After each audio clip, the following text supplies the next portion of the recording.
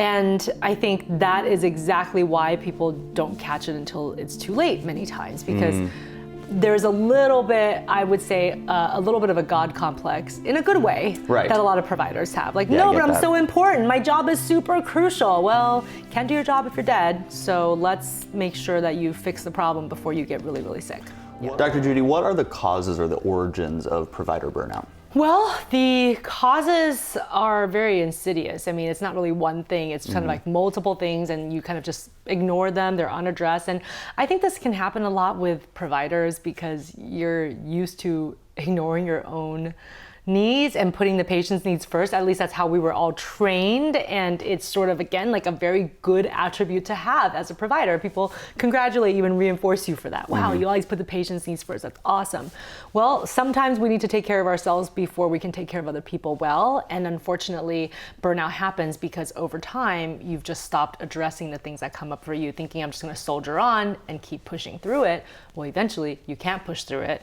And if you don't address those signs of burnout, then full-scale depression can occur, possibly other consequences that we talked about, like alcohol and substance abuse. I mean, all of these things are possible. If someone's working very hard at their job, at the hospital, and they're working really hard, but then at home they're having some marital problems, let's say, or their kids are acting out, and it's causing this stress, and they bring that stress into their job, which leads them to have provider burnout, is what I would call it.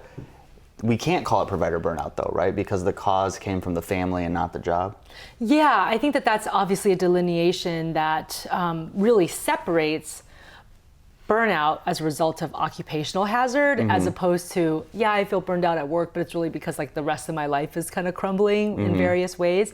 So that's a little bit different. That's sort of just, obviously there's significant life stressors that you need to deal with, but really, when we talk about burnout, we're talking about the kind of burnout that comes specifically from work. The majority of stresses come from work, but of course it impacts the rest of your life. It impacts your relationships. It impacts how you can engage with your family. It impacts your health, and it impacts like how good you are to yourself. People stop working out. They start eating poorly. I always think that it's a warning sign, not just like the occasional, wow, I had a stressful day, I need a drink now, but really it's like every day after work, I'm so stressed, I need to have a drink right now. And it was like every single day. I mean, that's one sign that, wow, like something about work is making you want to reach for the bottle literally the minute that you get off work. Every time. Right. But what do they do when you have to work? And I don't even mean have to work financially. I mean, you have to go to work because your patients depend on you. Yeah. And I think that is exactly why people don't catch it until it's too late many times, because there's a little bit, I would say, a little bit of a God complex in a good way that a lot of providers have. Like, no, but I'm so important. My job is super crucial. Well, can't do your job if you're dead. So let's make sure that you fix the problem before you get really, really sick.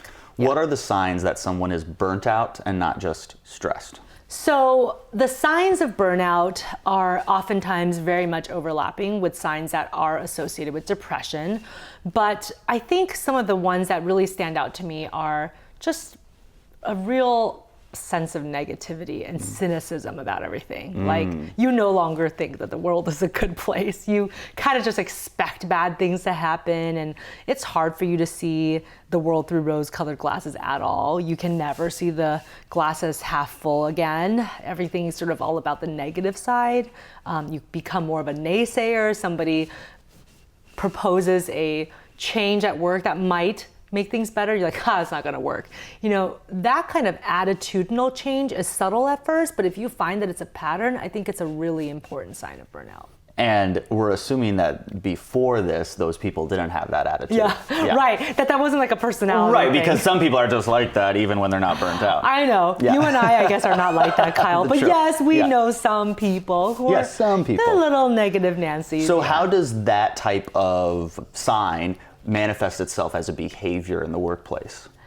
So I think that type of sign in the workplace will really grate on interpersonal relationships at work. So how you choose to collaborate with your coworkers, or when there is some kind of push for institutional change, somebody who's a little bit more bright-eyed and bushy-tailed and like wants to come in here and make positive change, and you basically end up even blocking them. No, I'm not going to do that for you. I won't put this flyer up. I'm not going to announce this event to my subordinates. I'm not doing any of that stuff. You know, that real disengagement and checking out and kind of bucking authority is how some of that negative cynicism can play out at work. Can you spot the signs of burnout in other people? Yes.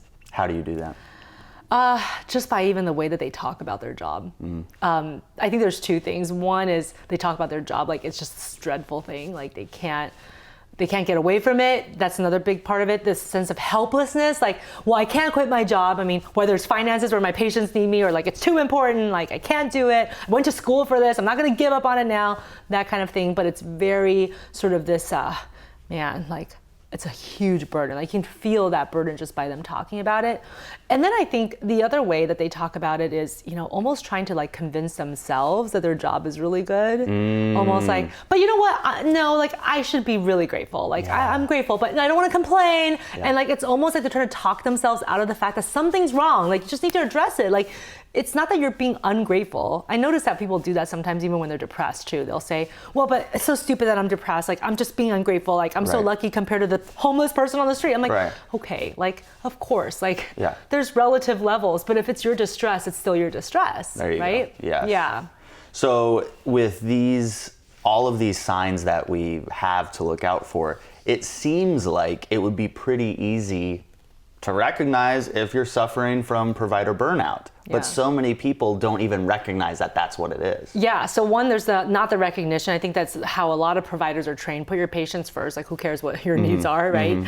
But I think the other part of it is that there's still stigma. Again, if you're a provider, you're supposed to be better than everyone somehow. Like you're supposed to be helping them. So what does it look like if you're suffering too? Well, that's just crazy. Like we're all humans. We're not all immune to any of this stuff. And we're all gonna be prone to some kind of suffering at some point in our life, because you know, we're human beings and we're alive. So like, you know, you have to give yourself that sort of leeway and grace that you might have some of your own stressors that come up, right? It's just so crazy to me sometimes when providers are like, well, you know, I got divorced and like, you know, my kid and I are fighting a lot and I'm not sure if I'm gonna get custody, but I'm still going to work like normal. I'm like, but that's not normal. Like sometimes things come up and why can't you take a little bit of a break? Why can't you use some of your personal days? I mean, I can't tell you how many doctors and social workers and therapists I know who don't use the kind of breaks that are afforded to them. I mean, they have personal days. They have sick days. They don't even use their vacation days for anything. I'm like, don't you think it might be helpful maybe right now, because you're going through a lot,